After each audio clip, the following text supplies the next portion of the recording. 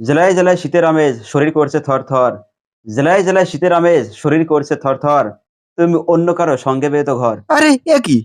আচ্ছা ঠিক আছে, ঠিক আছে। গতকাল যশোরের সর্বনিম্ন তাপমাত্রা ছিল 15°C, ফিলস লাইক -15°C। আর সর্বোচ্চ তাপমাত্রা ছিল 11°C। এই প্রথমবারের মতো সর্বোচ্চ তাপমাত্রা সর্বনিম্ন তাপমাত্রা থেকেও কম। এটা একটা ঐতিহাসিক বিরল ঘটনা।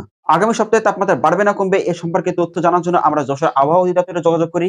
যশোর আবহাওয়া দপ্তর একটা উল্লেখযোগ্য তথ্য দিয়েছে। যশোর আবহাওয়া অধিদপ্তর একটা তথ্য দিয়েছে যে আগামী এক সপ্তাহে তাপমাত্রা বাড়বে না কমবে এ ব্যাপারে কোনো তথ্য তাদের জানা নেই। তারপর আমি গিয়ে ওনাদেরকে পার্সোনালি জিজ্ঞেস করি যে প্লিজ বলুন না। এতবার রিকোয়েস্ট করার পর ওনারা না বলতে পারেননি। না বলতে না পেরে প্রচন্ড কেলিয়েছে আমাকে। আরে এটা কি হচ্ছে এটা?